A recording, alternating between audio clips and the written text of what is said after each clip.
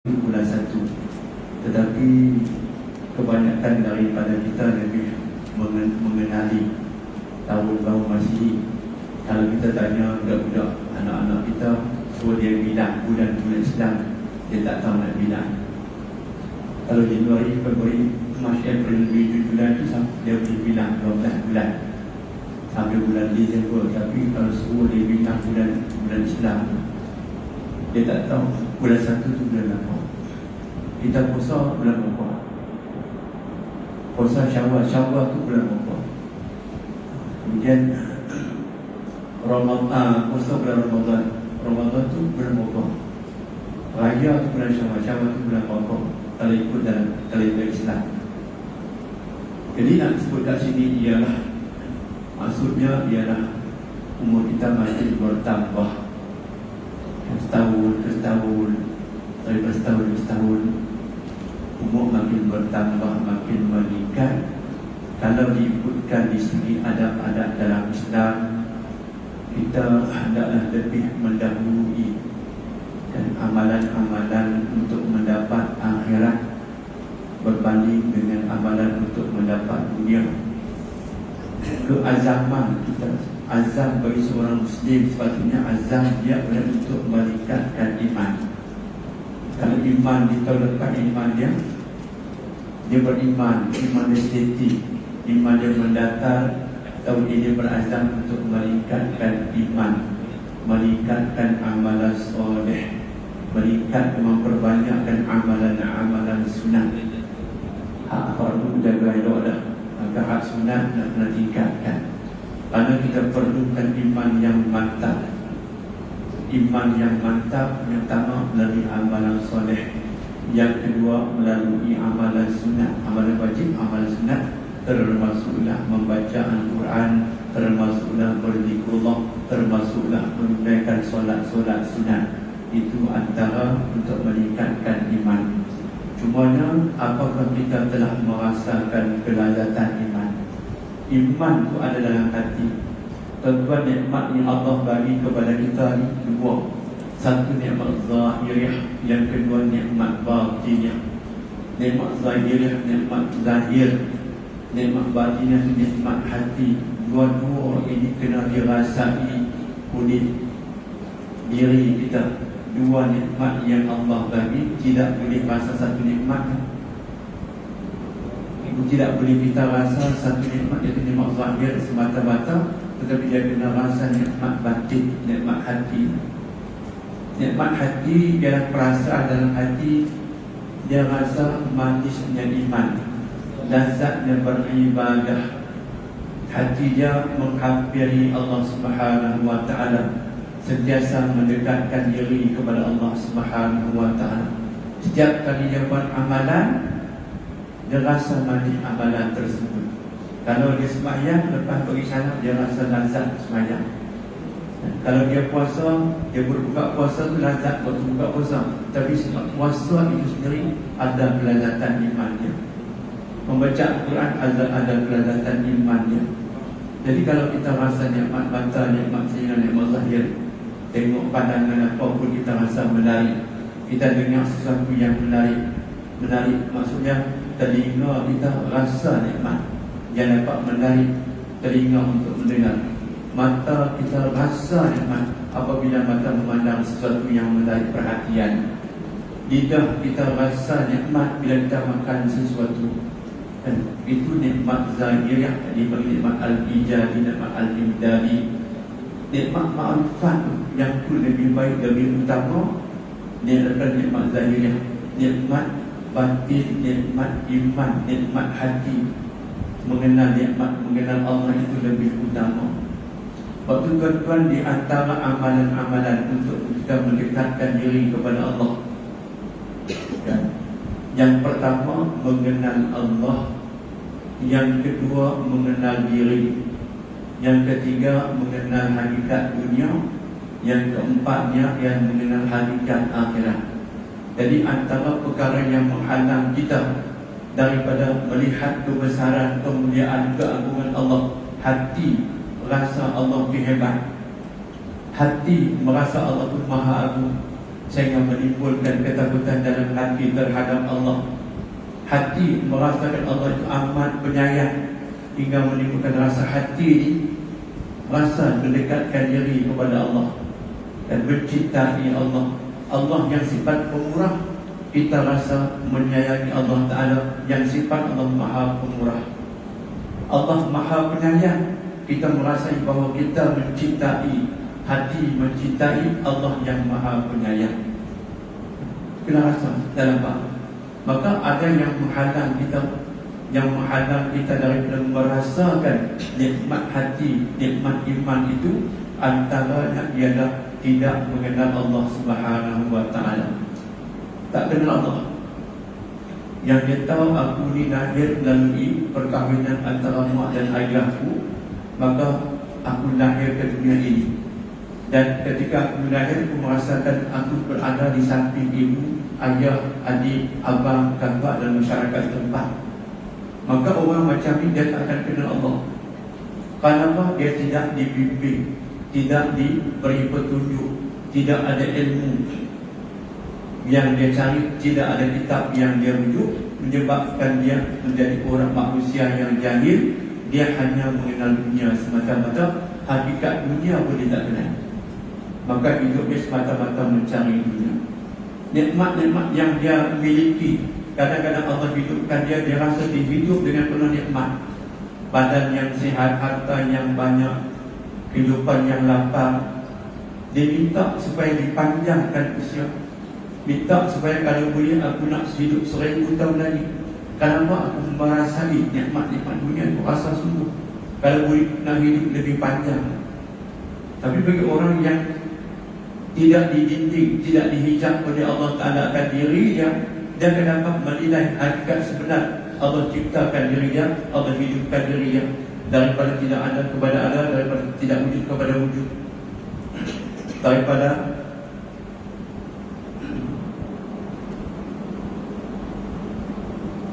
langsung tidak memahami hakikat hingga dia mengerti akan hakikat.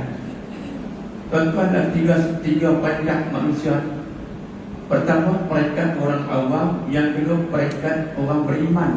Yang ketiga, peringkat orang soleh, iaitu wali-wali Allah Ta'ala. Bagi peringkat orang awam, mereka tidak merasakan nikmat makrifat, tak merasa seronok, tak merasa bahawa Allah itu wujud, disebabkan orang awam tadi dia tak kenal Tuhan dia. Yang kedua, dia melakukan dosa kepada Allah Ta'ala. Yang ketiga, dia tidak menunaikan perintah yang diwajibkan oleh Allah, menyebabkan hubungan dengan Allah terputus, seolah-olah dia tidak ada hubungan dengan Allah Subhanahu wa Ta'ala. Bagi orang yang beriman pula, yang menyebabkan dia terdinding untuk merasai nikmat iman tadi ini, oleh kerana dia hanya mengerjakan yang wajib tetapi tidak mengerjakan yang sunat. Yang wajib dia buat, orang beriman ni dia buat perintah Allah yang wajib, tapi yang sunat dia malas. Itu punca menghalang kita, menghalang hati kita merasai nikmat manisnya iman, lazatnya beribadah. Yang keduanya, melakukan amalan yang makruh. Kalau di segi adatnya, di segi sunnahnya, buat hak yang wajib, tambah yang sunat, tinggal yang makruh dan yang haram. Dia buat yang wajib, yang sunat dia malas nak buat, yang makruh dia tak tinggal. Itu punca orang beriman tidak dapat merasai nikmat iman, nikmat ma'rifatullah. Waktu tuan-tuan kenapa? Itu pun sebab apa dia buat yang wajib? Sebab 5 waktu itu wajib. Kalau tak wajib, kalau 5 waktu pun sunat, tak semayang dah. Sebenarnya nak masalah semayang. Lepas tu kena berusaha. Aku dah tunaikan tahun depan yang wajib, tahun ni aku nak tambah amalan-amalan sunat bagi merasai nikmat mengenal Allah, nikmat iman, lazatnya beribadah kepada Allah Ta'ala. Apa pula yang menghalang para wali, orang-orang soleh daripada merasai nikmat makrifat kepada Allah? Kerana disebabkan mereka lalai daripada mengingati Allah walaupun satu saat. Tak boleh. Bagi wali-wali Allah, dan kekasih-kekasih Allah, aulia-aulia Allah, hati mereka wajib 24 jam ingat Allah, Allah, Allah, Allah. Kalau satu saat mereka lalai, mereka akan menangis mengalir air mata seolah-olah melakukan dosa yang besar di sisi Allah. Ini aulia-aulia kekasih Allah. Kalau satu saat lalai tak ingat Allah, dia rasa dosa yang besar. Beza tuan. Mereka ni orang-orang tadi ni, orang-orang Allah, hak wajib dia buat, hak sunat jadikan wajib, hak makruh tinggal. Pun begitu, masih ada yang menghalang hati mereka daripada melihat keagungan kebesaran Allah. Tak rasa nikmat iman disebabkan hati mereka lalai walaupun satu saat. Beza antara wali Allah dengan orang-orang yang beriman biasa. Beza pula antara mereka dengan orang-orang awam di bawah. Orang-orang awam di bawah tak kenal langsung tak buat ibadat, hak wajib tak buat. Orang beriman pula dia cuma berminat yang wajib dan yang sunat dia malas nak buat. Lepas tu tingkatan kita iman, al-iman yazid wa yanqus. Jangan biarkan iman kita seketik, jangan biarkan iman kita berkurang. Sentiasa pastikan iman kita setiap kali meningkat dengan amalan soleh kita. Betul sahabatnya dirahmati Allah Ta'ala. Sebab itulah bila kita bangun pada pagi hari ini, dan antara amalan sunnah untuk kita lebih mengingati Allah Ta'ala, yang pertama, bangun pagi semua mengucap Alhamdulillahillazi ahyana ba'dama amatana wa ilaihi nusyur. Segala puji bagi Allah yang telah menghidupkan kami setelah kami mati, dan kepadanya kami akan dikembalikan. Kata Ibrahim bin Adham rahimahullah ta'ala, seorang ulama tabi'in, dia berkata seharusnya seorang Muslim menambah lagi doa ketika dia bangun. Apa dia doa yang kita kena tambah? Ucapkanlah. Selepas kita ucapkan Alhamdulillahillazi ahyana ba'da ma amatana wa ilaihi nusyur, ucapkan lagi tanda syukur kepada Allah Ta'ala. Alhamdulillahillazi nuwara qalbi minal huda wa ja'alani minal mu'minin wa lam yaj'alni dhallan. Segala puji bagi Allah Subhanahu wa Ta'ala yang telah menerangkan hatiku dengan nur hidayah dan menjadikan aku di kalangan orang-orang yang beriman dan tidak menjadikan aku orang-orang yang sesat. Doa. Bangun, tidur, celik mata, selepas baca Alhamdulillahi ahyana ba'da ma amatana wa ilaihi nusyur, tambah lagi 3 doa sebelum kita turun kaki masuk bilik ayat, untuk kita mandi, siap untuk solat subuh dan siap untuk kita bekerja. Apa dia doa yang kedua? Alhamdulillahillazi nuwara qalbi bi nuril huda wa ja'alani minal mu'minin wa lam yaj'alni dhallan. Segala puji syukur bagimu ya Allah yang telah menerangkan hatiku dengan cahaya petunjuk dan menjadikan aku orang-orang yang beriman dan tidak menjadikan aku orang-orang yang sesat. Bangun, celik mata, obat-obat kita masih diberi hidayah oleh Allah. Syukur padamu ya Allah. Terima kasih ya Allah. Alhamdulillah ya Allah. Dan kau telah menjadikan aku di kalangan orang-orang yang beriman. Syukur padamu ya Allah. Terima kasih. Alhamdulillah ya Allah. Dan kau tidak menjadikan aku di kalangan orang-orang yang sesat. Syukur pada Allah Ta'ala. Kita nak syukur, nak menambahkan dekatnya kita dengan Allah, nak supaya kita rasa dekat dengan Allah, rasa nikmat iman. Yang ketiga, kata Ibrahim bin Adham rahimahullah ta'ala, bacalah doa Alhamdulillahillazi ja'alani min ummatin Muhammadin sallallahu alaihi wasallam. Segala puji syukur bagimu ya Allah yang telah menjadikan aku di kalangan umat Nabi Muhammad sallallahu alaihi wasallam. Syukur banyak-banyak kita ni Allah jadikan umat Nabi sallallahu alaihi wasallam, yang mana Nabi sebut umat aku umat yang terakhir di dunia. Mana lepas kita tak ada umat lain dah, tak ada Nabi lain dah. Dan umat aku umat yang terawal akan dihisab dan dimasukkan ke dalam syurga. Kita umat yang terakhir di dunia, tapi yang paling awal jika beriman kepada Allah dapat masuk syurga Allah Subhanahu wa ta'ala. Tuan-tuan sahabat yang dirahmati Allah Subhanahu wa taala sekalian, yang keempat doa sebelum kita masuk dalam bilik air untuk mandi sebagainya. Alhamdulillahilladzi satara alayya uyubi. Segala puji syukur bagi-Mu ya Allah yang telah menutup segala aib-aib aku ya Allah. Kita bangun tadi dalam keadaan kita menyedari aib kita ditutup oleh Allah, kekurangan kita ditutup oleh Allah, bahkan dosa kita diampunkan oleh Allah Ta'ala. Syukur banyak-banyak. Hidup 30 tahun, 40 tahun, 60 tahun, sampai hari ini Allah masih jaga kita. Allah masih jaga aib-aib kita. Kita ni aib banyak, dosa banyak, tapi Allah tutup aib kekurangan kita, bahkan Allah ampun dosa-dosa kita. Alhamdulillah ya Allah, selama hidup aku banyak kekurangan aku, banyak dosaku, banyak maksiatku, banyak aib aku, tapi Kau telah tutup semua aib aku itu ya Allah. Terima kasih ya Allah. Syukur padamu ya Allah.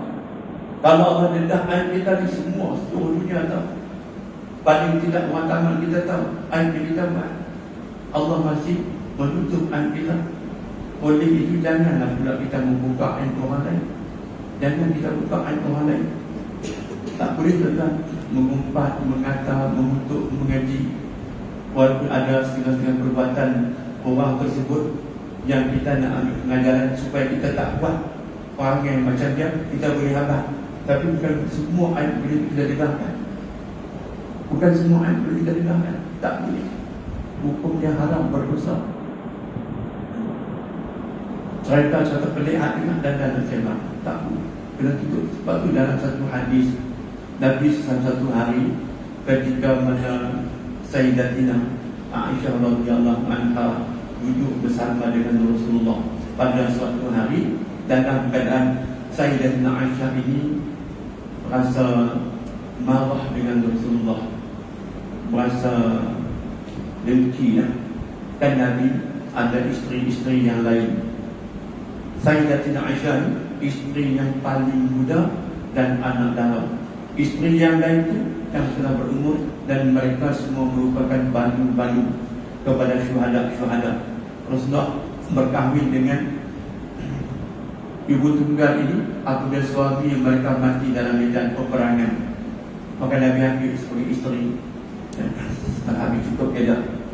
Anak dara Aisyah surah anak dara. Umur 11 tahun kahwin dengan Nabi SAW. Ketika masih muda kan, ada sifat cemburu Aisyah ni dengan isteri-isteri Nabi yang lain. Pernah satu ketika Aisyah berkata kepada Nabi SAW, pergilah kamu dengan soket yang gemuk dan pendek itu. Seolah-olah marah. Ambillah dengan dia. Tak pada dengan gemuk pendek pula. Marah. Seolah-olahnya macam itulah. Dan Siti Sofia ni isteri Nabi SAW, cantik, jelita, menawan, anggun. Isteri Allah yang kita nama Siti Sofia tadi. Cuma keadaan fizikal dia mungkin rendah sikit. Dan maka bila gaduhan kata hampir dulu dengan Sofia gemuk. Nabi kata dekat Aisyah, Nabi kata, tarik balik perkataan kamu. Sesungguhnya kamu telah berkata sesuatu yang jika perkataan itu direndam di dalam lautan, nescaya membusuklah seluruh lautan. Satu dah perkataan. Kalau perkataan yang kamu sebut ini wahai Aisyah, kalau direndam di laut akan busuk seluruh lautan. Dahsyat bukan? Mengumpat dosa di cukup dahsyat. Satunya apa dia? Pendek. Sebutkanlah perempuan itu pendek. Pendek itu mengumpat. Bila mengumpat itu, dosa itu seolah besar satu lautan. Satu perkataan. Tarik balik. Sesungguhnya wahai Aisyah, andai kata perkataan kamu itu diletak di dalam laut, nescaya akan mengotor seluruh lautan. Busuk ambil lautan. Kesenang. Bahaya mengumpat. Apatah Nabi tiap-tiap hari buatlah kutuk alim ulama. Duk kata dekat guru babi lah, setan lah, Yahudi lah. Ilmu apa yang kita belajar? Sampai begitu sekali kita menghina peribadi orang. Islam tak ajar begitu. Banyak. Lepas tu bila Allah tutup aib kita, hamdan sakwar. Jangan cerita aib orang. Kalau boleh aib orang kita tolong tutup, bukan tolong buka. Aib kawan kau ni cerita aib kau yang dia tak buat macam tu, dia bukan lagu tu, aku kena dia. Walaupun dia buat, kita kena tutup aib. Agar satu hari nanti aib kita bila terdedah, orang lain tolong tutup aib kita. Itu 4 perkara. Baik, seterusnya saya nak sebut sebenarnya dengan tahun baru hijrah ini. Sebab 8 amalan-amalan yang diperintahkan oleh Allah Ta'ala sepanjang hari, yang mungkin kita yang tahu, mungkin kita yang tak tahu. Ada 10 perkara yang disusun oleh ulama-ulama berdasarkan ayat Al-Quran Karim yang boleh kita ambil dan kita amalkan daripada bangun pagi, setelah kita sedang kita bekerja, dan setelah selesai pekerjaan kita, hinggalah kita nak tidur balik malam pada esok. Bangun pagi esok, nak tidur balik pada esok, ada 10 perkara ni. Kalau boleh tiap-tiap hari kita buat, tiap-tiap hari kita jaga, kita sempurnakan. Kalau kita nak buat, sempurnakan amalan ini. Takut tak sempurna. Apa dia? Awwaluha, yang pertama, ayazkurullah 'inda qiyamihi. Hendaklah kamu berzikir, memuji Allah setiap kali kamu bangun. Kita sebut tadi 4 perkara tadi. Amal, syukur pada Allah. Liqaulihi ta'ala, seperti mana firman Allah Ta'ala, wasabbih bihamdi rabbika haina taqumu, dan bertasbihlah kamu, memuji-muji Tuhan kamu haina taqum, ketika kamu bangun.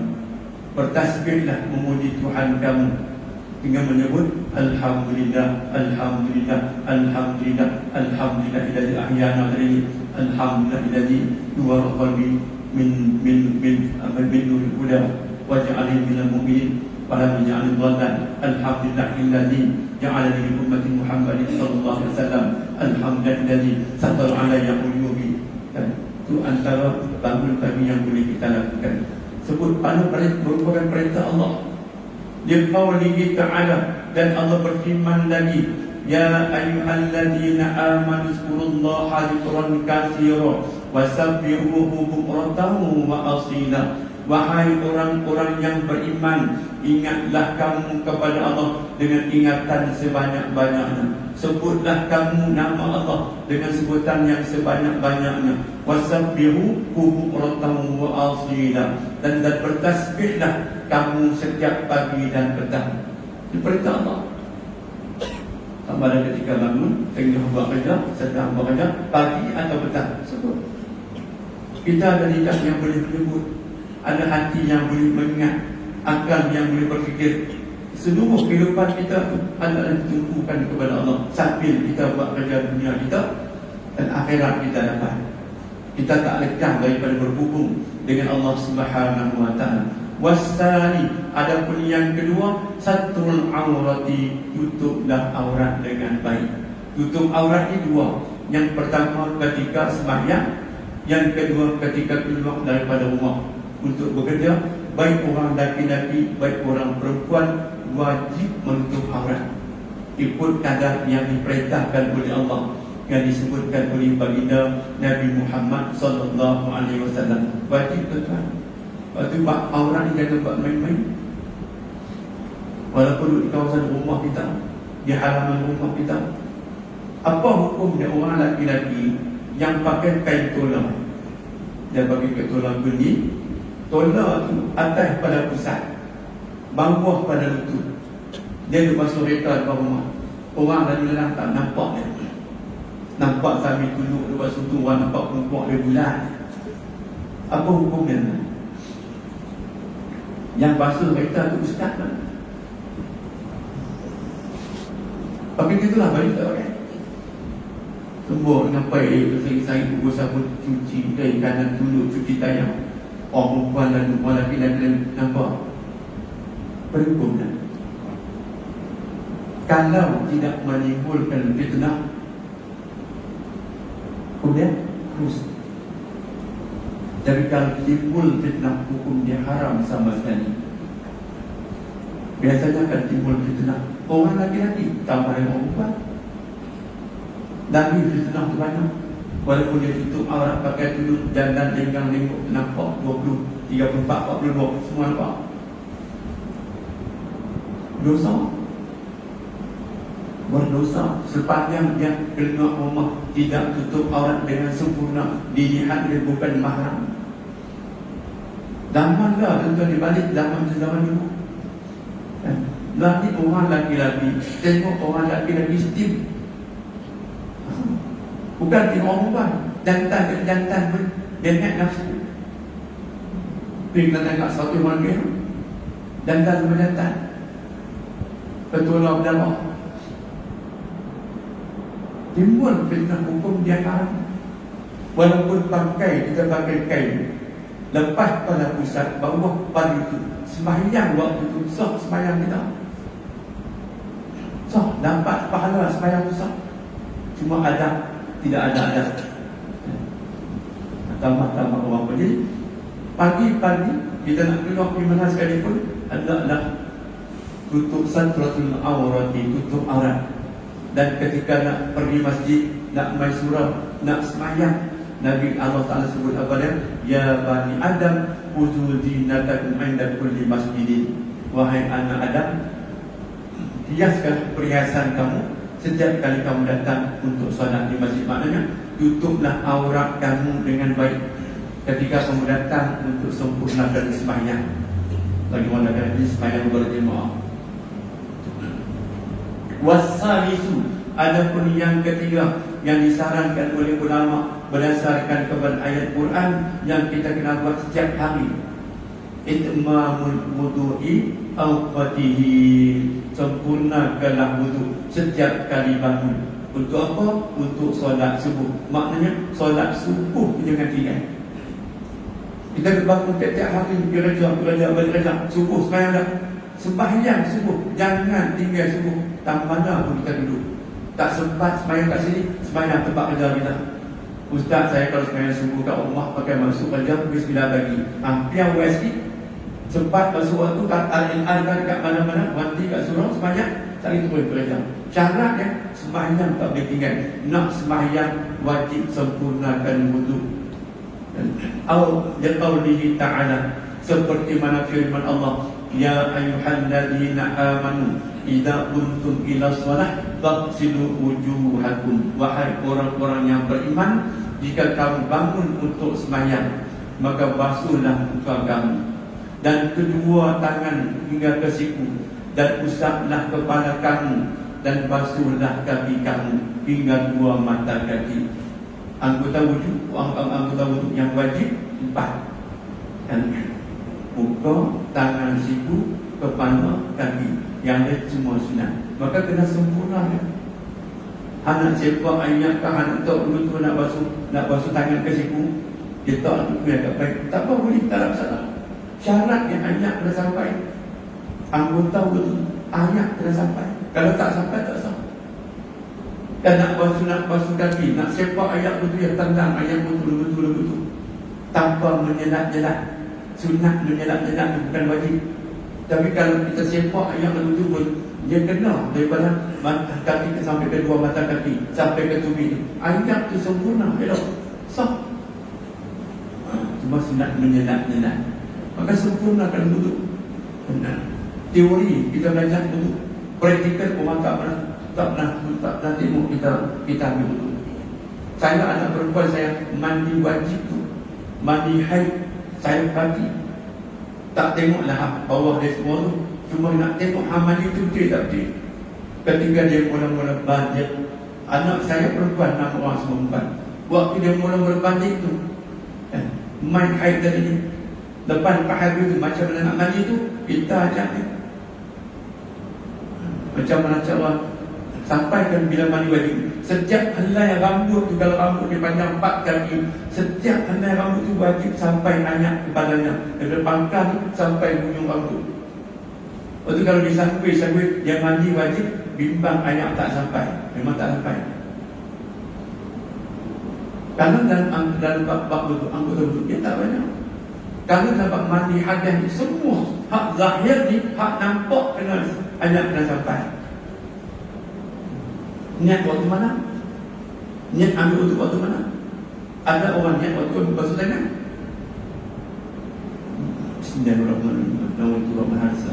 Waktu dia basuh tangan, atau waktu dia diletakkan ayat di tangan sebelum sampai ke muka. Tak belajar ilmu fiqh, ilmu taharah. Kan nawaitu huruf al-haris al-asghari ta'ala itu lafaz dia. Niat ketika ayat sampai di muka tu, sampai tu niat. Kata aku mengangkat ada kecilkan Allah Ta'ala. Niat buat ayat sampai. Sama lah bagi wajib pun. Mandi wajib ketika buka paip tu kena ayat tu, kena kepada waktu tu niat. Kena tu niat tu. Niat tu mana? Lintasan hati, bukan baca dalam hati. Itu semua kena jaga. Bagaimana lelaki ada alat kemaluan dia, ada yang keluar lubang. Waktu sunat kita potong tu, takut ayam tak sampai waktu mandi. Dan ada 2 lubang yang kecil di kiri dan kanan, ayam wajib sampai. Di kemaluan lagi kecil, ayam wajib sampai. Bukan mandi begitu. Celah-celah semua kena sampai. Maka di sini disebut itmamul wudu, sempurnakanlah wudu. Ambil wudu ni kena ambil berat, jangan ringankan wudu. Kemudian yang warabi'u, yang keempat, kita bangun tadi, kita bersolat, solat subuh. Itmamus solati al-Fatihah, sempurnakanlah solat pada waktunya. Apa dia? Maghrib, Isya, Zuhur, Asar, Subuh. Maghrib, Isya, Subuh, Zuhur, Asar. 5 waktu ni Nabi Allah Ta'ala berfirman liqaulihi ta'ala, inna salata kanat 'alal mu'minina kitaban mawquta. Sesungguhnya sembahyang itu bagi orang-orang yang beriman adalah kewajiban menurut waktunya. Allah sebut sembahyang itu wajib. Yang kedua, ketika masuk waktu dia, waktu solat maghrib antara solat isyak lebih kurang beri. Kata solat maghrib, masuk solat maghrib 7.34, sembahyang isyak 8.50, 8.51. Antara maghrib dengan isyak tu dipanggil waktu solat maghrib. Sempurnakanlah solat pada waktunya. Kita boleh sembahyang afdal dan sembahyang awal waktu. Yang kata afdal bukan wajib sembahyang awal waktu. Afdal solat awal waktu. Kata sejam setengah maghrib, sejam setengah. Kita boleh sembahyang ketika 7.34 azan, sembahyang berjemaah. Kita boleh sembahyang ke 7.30. Boleh sembahyang ke 8 malam. Boleh sembahyang maghrib ke 8 suku malam. Selagi belum masuk waktu isyak, masih dalam waktu solat, boleh sembahyang, sah sembahyang. Jangan lajak waktu lain. Maghrib tiba-tiba lajak masuk isyak, maghrib tak solat lagi. Cuma afdalnya ialah solat awal waktu. Bahkan bagi orang lelaki solat berjemaah. Bagi orang yang sembahyang jemaah, dia cam tu. Maghrib pukul berapa, isyak pukul berapa, subuh pukul berapa, zuhur pukul berapa, asar pukul berapa. Dia boleh tak tiap hari kita, sebab dia rajin sembahyang jemaah. Maghrib 7.34 antara contoh, isyak 8.51, subuh kata 5.51, kemudian zuhur pula 1.21, asar 4.47. Dia ingat. Kalau orang yang sembahyang jemaah, dia ingat pukul berapa masuk, dia boleh ingat. Tu nak ingat waktu sembahyang dan waktu-waktu tu. Dan waktu ni dia berubah. Hari ni 1.24, esok dia naik 1.25, 1.27, 1.8, berbulan. Dia boleh turun pula sampai pukul 1 suku, 1.5 minit. Yang banyak geraknya yang asar dengan subuh. Asar dengan subuh ni sehari seminit berubah, seminit berubah, seminit berubah. Ada yang sampai awal 6 suku, masuk waktu 6 suku, lewat dah 6.20. Ada yang subuh ketika subuh tu 5.40, 5.35. Tapi orang yang semayang berdoa, dia tahu hari ini masuk ke berapa, esok masuk ke berapa. Lepas tu Allah Ta'ala sebut nak bikin apa ni, ulama usul, itmam salatika al-Fatihah, inna salatakan ala mu'minin, dan kita mengutar berdasarkan kepada ayat Al-Quran. Sesungguhnya semayang itu bagi orang-orang yang beriman fardu, wajib dikerjakan pada waktunya. Dan maknanya bila kerja apa sekalipun, masuk waktu semayang, masuk waktu semayang, masuk waktu semayang. Jangan potong semayang. Sebutnya kerja pun tak tinggal semayang, jangan potong. Kemudian awal qamisu, yang kelima, al-amnu biwaqtillah fi sya'nil rizqi. Apa al-amnu? Rasa aman, rasa damai tentang apa? Biwaqtillah, tentang janji Allah Ta'ala fi sya'nil rizqi, pada urusan rezeki. Urusan rezeki kita nak buat kerja dunia, kita nak cari rezeki, kita rasa aman, rasa tenang, rasa damai. Dalam buat urusan rezeki ni tak risau lah, tak fikir banyak lah. Yang kita fikir apa ni? Yang kita fikir takut lewat sampai tempat kerja, masuk pukul 8, kita pas kat 8 suku, fikir siku kena marah, tak lewat main. Tapi dalam soal rezeki ini, rezeki itu datang daripada Allah. Walaupun kita dapat melalui kebajikan kita, usaha kita, kerja kita, perniagaan kita, bisnes kita, tapi semua itu yakin datang daripada Allah Subhanahu wa ta'ala. Seperti mana firman Allah Subhanahu wa ta'ala, wa ma min dabbatin fil ard illa 'alallahi rizquha. Dan tiadalah sesuatu yang melata di atas muka bumi ini melainkan sudah ditentukan rezekinya. Allah sebut dalam Quran, setiap makhluk yang melata di muka bumi, termasuklah manusia dan binatang, ada rezeki yang telah ditentukan oleh Allah. Nak fikir apa lagi? Nak risau apa lagi? Nak risau abang ni duit, abang kat isteri habis gaji habis turun, seminggu lagi baru nak dapat gaji. Beras habis dah, minyak habis dah, gula kopi habis dah, dalam peti sayur habis, daging habis, ikan habis, ayam semua habis. Nak makan apa seminggu lagi? Duduk fikir, jangan fikir. Tak fikir itu telah apa Ustaz? Ustaz yang kita boleh buat apa usaha kita? Nak betul kerja, nak dapat gaji lambat, apa usaha kita boleh buat untuk makan dan minum? Kalau rezeki kita ditentukan oleh Allah dengan cara kita minta pada orang, pinjam pada orang, orang bagi itu, Allah tentu rezeki. Minta kat jiran sebelah, kat nak minta beras 1-2 cawan boleh tak? Kami beras habis langsung dah. Nak makan nasi, nak beri anak, nak makan sekali balik sekolah, boleh tak? Abang ampun gaji tak dapat, habis dah gaji dia pun. Jiran dia ambil bukan bagi 2 cawan, dia bagi 1/2 kilo. Atas perintah Allah Ta'ala, al-ilham Allah, ambil bagi dia. Dia tak ada beras nak makan, bagi dia 1/2 kilo. Jiran bagi 1/2 kilo tu, kita pinjam. Tapi rezeki itu adalah Allah tentu, ada rezeki. Cuma esok banyak dapat, banyak balik.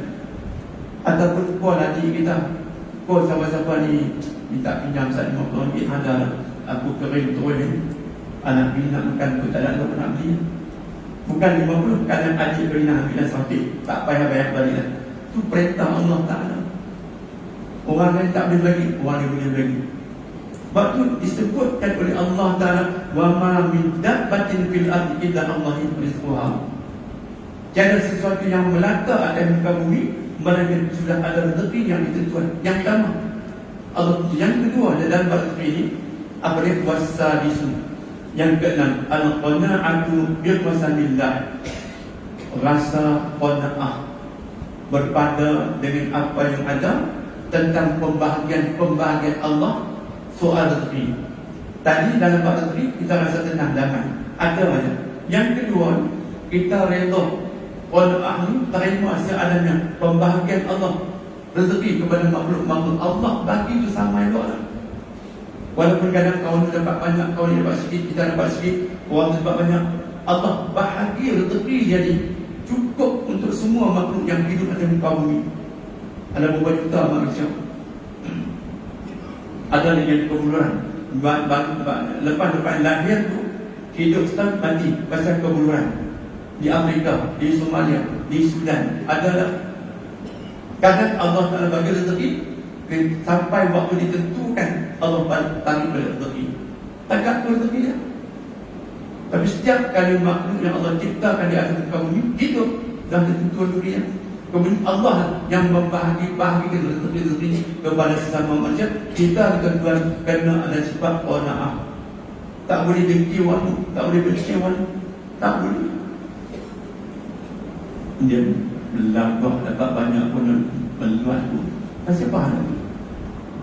Kita kalau benci nikmat yang orang lain dapat, kita bukan benci dekat dia, kita benci dekat Allah. Kita benci nikmat yang orang lain, Allah bagi nikmat yang banyak melimpah orang lain. Kita benci dengan nikmat yang dia dapat itu, maksud kita benci Allah yang memberi nikmat pada dia. Allah bagi Allah, terima saja qanaah berpada dengan apa yang ada. Aku dapat banyak ni, alhamdulillah, cukuplah. Untuk kehidupan kita nak rasa tenang, damai, tenteram, tak gelisah, tak resah, tak kalut, tak gelabah, tak risau. Bila ada ilmu agama kita faham tuntutan hidup seperti yang disebutkan oleh Allah dan disebutkan oleh Nabi SAW. Tenang, damai, tenang dan tak kalut satu benda. Sebab kita ada hubungan dengan manusia, nak seimbangkan kehidupan. Kenapa? Itu yang ke-6. Yang ke-7nya, yang ke-6, dia tahu diri ta'ala seperti mana firman Allah, wa tawakkal 'alal hayyil ladzi la yamut wa 'ala Allah fatawakkalu in kuntum mu'minin. Dan bertawakkallah kepada yang maha hidup dan tidak mati, iaitu berserahlah kepada Allah Ta'ala. Wa 'ala Allahi tawakkalu in kuntum mu'minin. Dan kepada Allah lah hendaklah kamu bertawakal jika kamu benar-benar termasuk orang-orang yang beriman. Orang beriman, dia serah kehidupan dia kepada Allah. Setelah dia berusaha, dia ikhtiar, kemudian dia serah seluruh kehidupan dia kepada Allah. Bertawakal wajib hukum dia. Hukum bertawakal itu adalah wajib. Kalau dalam qanaah itu hukum dia wajib, berpada dengan apa yang ada dalam arti kata qanaah tadi, berasa cukup, berasa puas hati dengan nikmat walaupun sedikit. Kemudian apa-apa juga yang ditentukan oleh Allah Ta'ala diserahkan kepada Allah. Kita bertawakal kepada Allah dalam arti kata rezekiku, kehidupanku, aku tawakal kepada Allah Ta'ala. Aku berserah kepada Allah setelah aku merancang dan aku berusaha. Serah, wajib. Jadi apabila Allah tentukan sesuatu pada kita, yang pertama redha, yang keduanya sabar. Tawakal, redha, sabar. Yang tu yang nak masuk kita dalam syurga. Yang nak masuk kita dalam syurga tak? Tapi kalau tak ada sifat-sifat kita lagi. Itu antaranya yang ke-7. Baik, yang ke-8, wassalaminu as-sabru 'alal amrillahi wa qada'ihi. Bersabarlah setiap kali menerima ketentuan Allah, hukum-hukum Allah Ta'ala. Allah ada hukum-hukumnya, maka kita kena bersabar terhadap hukum Allah, ketentuan Allah Subhanahu wa Ta'ala. Dan sebab hukum bersabar itu adalah wajib. Sifat sabar ataupun perkataan sabar ini Allah sebut dalam Quran lebih daripada 90 kali. Innallaha ma'as-sabirin. Sesungguhnya Allah berserta orang-orang yang bersabar. Dia qawlihi ta'ala, ya ayyuhalladzina amanu sabiru wassabiru. Wahai orang-orang yang beriman, bersabarlah diri kamu dan hendaklah kamu bersabar. 2 kali Allah sebut. Sabarlah kamu atas pujian-pujian Allah dan hendaklah kamu melatih diri untuk bersabar. Jadikan diri kamu orang yang banyak bersabar. Orang yang banyak bersabar, tindakannya tidak seperti mana orang yang tak bersabar. Yang sabar banyak. Karena Allah perintah supaya kita bersabar. Fasbir li hukmi rabbika dan sabarlah dalam menerima ketentuan hukum Tuhan kamu. Itu yang ke-8. Al-Wattasin, yang ke-9, wajib atas kita bersyukur kepada Allah. Wasyukru ala ni'amillahi liqaulihi ta'ala washkuru ni'matillah in kuntum iyyahu ta'budun wa azmun waqdhamu ni'matal iman wal hidayah summa sihhata wal afiyah. Artinya yang ke-9, apa dia? Bersyukur dengan nikmat-nikmat Allah Subhanahu wa taala. Wajib bersyukur, banyak atau sikit, hidup kita setiap hari sentiasa bersyukur atas nikmat-nikmat yang dikurniakan oleh Allah. Dan Allah Taala sebut washkuru ni'matillah in kuntum iyyahu ta'budun, dan bersyukurlah kamu atas nikmat-nikmat Allah jika sekiranya kepadanya kamu menyembah. Kita menyembah Allah, taat kepada Allah, syukurlah nikmat-nikmat Allah. Dan disebut waqzamun ni'matal iman wal hidayah, nikmat yang paling besar, nikmat iman, nikmat hidayah.